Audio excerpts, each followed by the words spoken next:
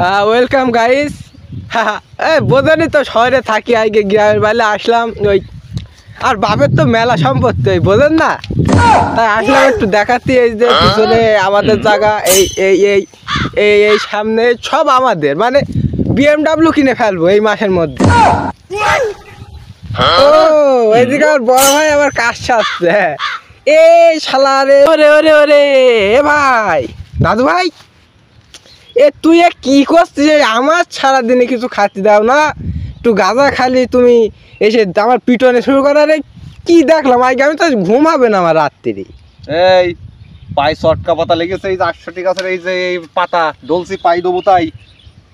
ও চটকা পাতা, তুই তুই কি কি বলতে চাচ্ছিস? আরে আমি কি বলবো, আমিও তো মাঝে মধ্যে চটকা পাতাই মাখি।